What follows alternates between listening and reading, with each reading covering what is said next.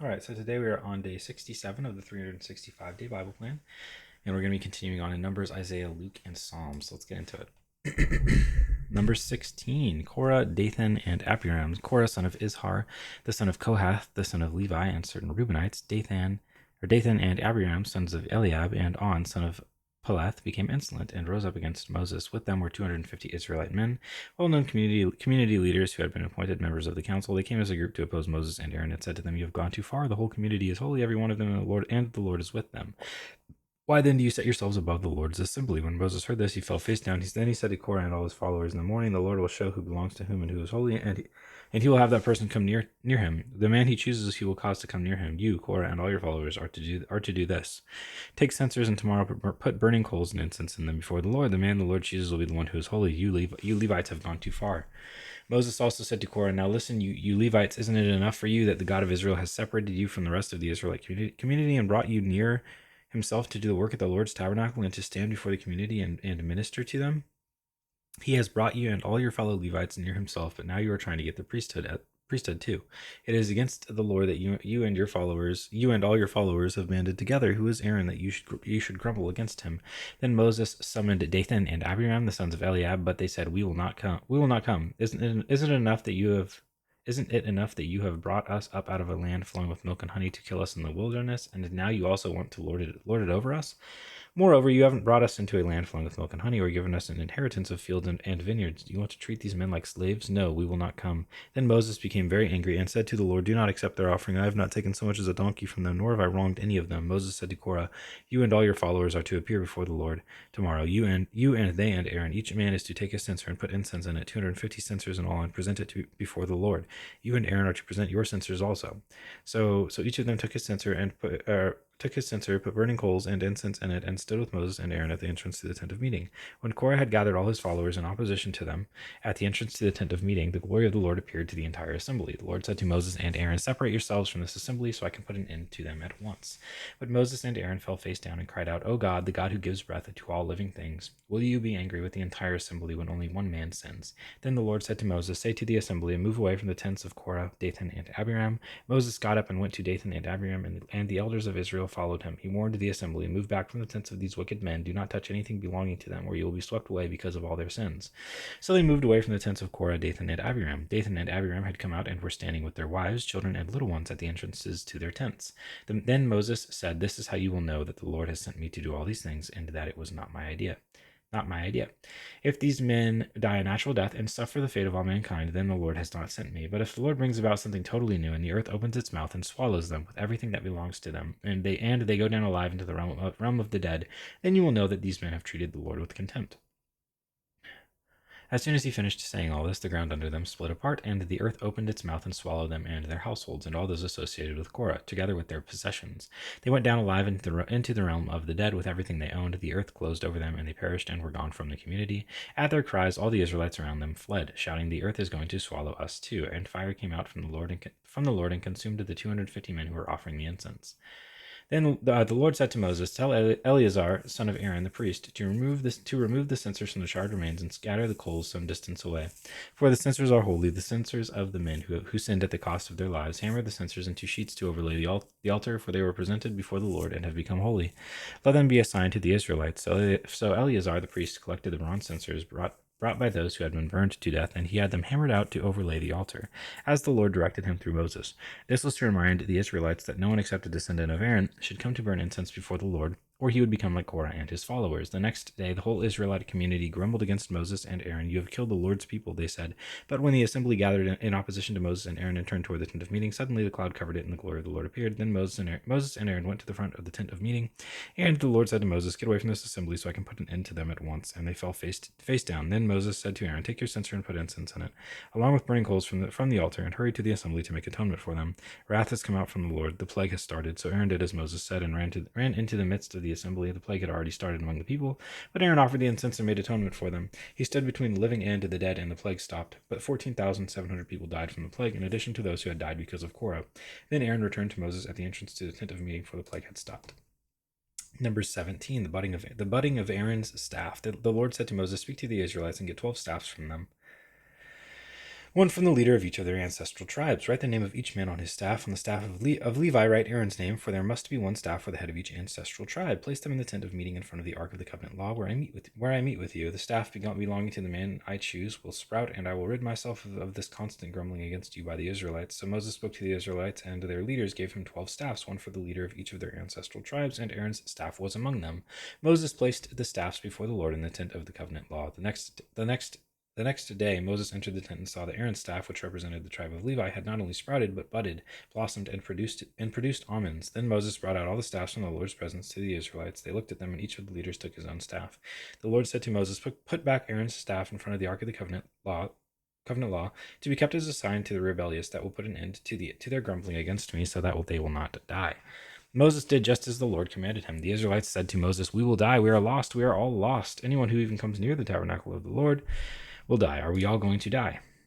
Isaiah 5, the song of the vineyard. I will sing for the one I love a song about his vineyard. My loved one had a vineyard on a fertile hillside. He dug it up and cleared it of stones and planted it with the choicest vines. He built a watchtower in it and cut out a wine press as well. Then he looked for a crop of good grapes, but it yielded only bad fruit. Now you dwellers in Jerusalem and people of Judah, judge between me and my vineyard.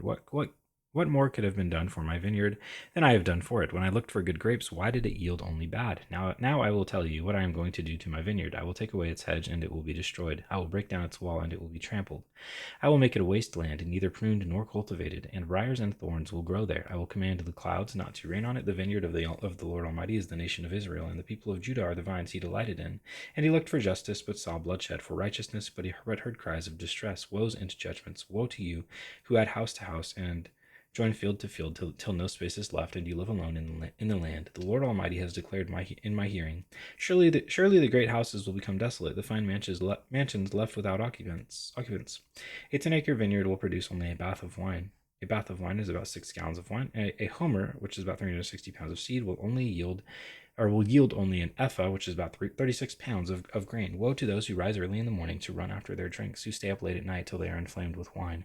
They have harps and lyres at their banquets, pipes and timbrels and wine. But they have no regard for the deeds of the Lord, no respect for the work of his hands. Therefore my people will go into exile for lack of understanding. Those of high rank will die of hunger, and the common people will be parched with thirst. Therefore, death expands its jaws, opening wide its mouth. Into it will descend their nobles and masses, with all their brawlers and revelers. So people will be brought low, and everyone humbled. The eyes of the arrogant humbled, but the Lord Almighty will be exalted by his justice, and the holy God will be proved holy by his righteous acts.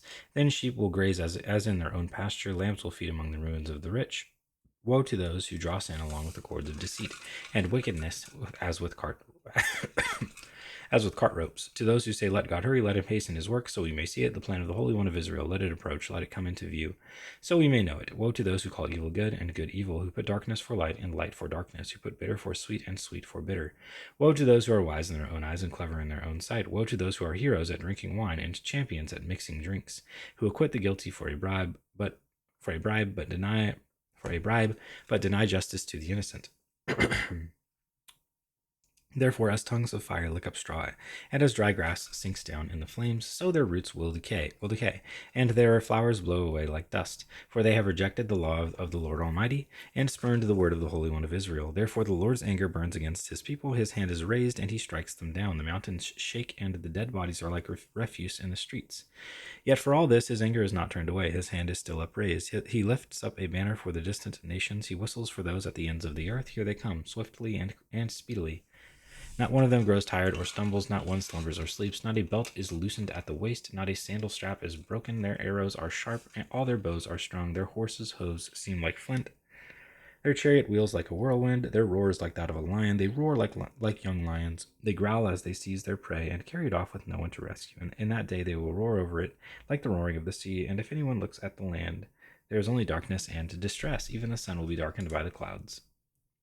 Luke 23, then the whole assembly rose and led him off to Pilate, and they began to accuse him, saying, "We have found this man subverting our nation, and he opposes payment of the taxes to Caesar and claims to be Messiah, a king. So Pilate asked Jesus, "Are you the king of the Jews?" "You have said so," Jesus replied. Then Pilate announced to the chief priests and the crowd, "I find no basis for a charge against this man." But they insisted. "He stirs up the people all over Judea by his teaching. He started in Galilee and has come all the way here." On hearing this, Pilate asked if the man was a Galilean. When he learned that Jesus was under Herod's jurisdiction, he sent him to Herod, who was also in Jerusalem at that time. When Herod saw Jesus, he was greatly pleased, because for a long time he had been wanting to see him. From what he had heard about him, he hoped to see him perform a sign of some sort. He plied with him many questions, but Jesus gave him no answer. The chief priests and the teachers of the law were standing there vehemently accusing him.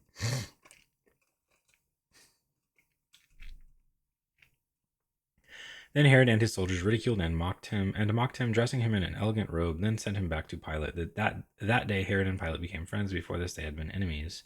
Pilate called together the chief priests, the rulers, and the people, and said to them, "You brought me this man as one who was inciting the people to rebellion. I have examined him in your presence, and have found no basis for your charges against him. Neither has Herod, for he sent him back to us. As you can see, he has done nothing to deserve death. Therefore I will punish him and then release him." But the whole crowd shouted, "Away with this man! Release Barabbas to us." Barabbas had been thrown into prison for an insurrection in the city and for murder. Wanting to release Jesus, Pilate appealed to them again, but they kept shouting, "Crucify him! Crucify him!" For the third time he spoke to them. "Why? What crime has this man committed? I have found in him no grounds for the death penalty. Therefore I will have him punished and then release him." But with loud shouts they insistently demanded that he be crucified, and their shouts prevailed. So Pilate decided to grant their demand. He released the man who had been thrown into prison for insurrection and murder, the one they asked for, and surrendered Jesus to their will. The crucifixion of Jesus. As the soldiers led him away, they seized Simon from Cyrene, who was on his way and from the country, and put the cross on him and made him carry it behind Jesus. A large number of people followed him, including women who mourned and wailed for him. Jesus turned and said to them, "Daughters of Jerusalem, do not weep for me. Weep for yourselves and for your children. For the time will come when you will say, 'Blessed are the childless women, the wombs that never bore, and the breasts that never nursed.' Then they will say to the mountains, 'Fall on us,' and to the hills, 'Cover us.' For if people do these things when the tree is green, what will happen when it is dry?" Two other men, both criminals, were also led out with him to be executed. When they came to the place called the Skull, they crucified him there along with the criminals, one on his right, the other on his left. Jesus said, "Father, forgive them, for they do not know what they are doing." And they divided up his clothes by casting lots. The people stood watching, and the rulers even sneered at him. They said, "He saved others. Let him save himself if he is God's Messiah, the chosen one." The soldiers also came up and mocked him. They offered him wine vinegar and said, "If you are the king of the Jews, save yourself. Save yourself." There was a written notice above him which read, "This is the king of the Jews." One of the criminals who hung there hurled insults at him. "Aren't you the Messiah? Save yourself and us." But the other criminal rebuked him. "Don't you fear God," he said, "since you are under the same sentence? We are punished justly, but for we are getting what our deeds deserve, but this man has done nothing wrong." Then he said, "Jesus, remember me when you come into your kingdom." Jesus answered him, "Truly I tell you, today you will be with me in paradise." The death of Jesus. It was now about noon, and darkness came over the whole land until 3 p.m, for the sun stopped shining, and the curtain of the temple was torn in two. Jesus called out with a loud voice, "Father, into your hands I commit my spirit." When he said this, he breathed his last. The centurion, seeing what had happened, praised God and said, "Surely this was a righteous man." When all the people who had gathered to witness the sight saw what took place, they beat their breasts and went away. But all those who knew him, including the women who had followed him from Galilee, stood at a distance watching these things. The burial of Jesus. Now there was a man named Joseph, a member of the council, a good and upright man, who had not consented to their decision and action. He came from the Judean town of Arimathea, and he himself was waiting for the kingdom of God. Going to Pilate, he asked for Jesus' body. Then he took it down, wrapped it in linen cloth, and placed it in a tomb cut in the rock, one in which no one had yet been laid. It was preparation day, and the Sabbath was about to begin. The people who had come with Jesus from Galilee followed Joseph and saw the tomb and how his body was laid in it. Then they went home and prepared spices and perfumes, but they rested on the Sabbath in obedience to the commandment. Psalms 67 for the director of music with stringed instruments, a psalm, a song. May God be gracious to us and bless us, and make his face shine on us, so that your ways may be known on earth, your salvation among all nations. May the peoples praise you, God. May all the peoples praise you. May the nations be glad and sing for joy, for you rule the peoples with equity and guide the nations of the earth. May the peoples praise you, God. May all the peoples praise you. The land yields its harvest. God, our God, blesses us. May God bless us still, so that all the ends of the earth will fear him. And that is day 67.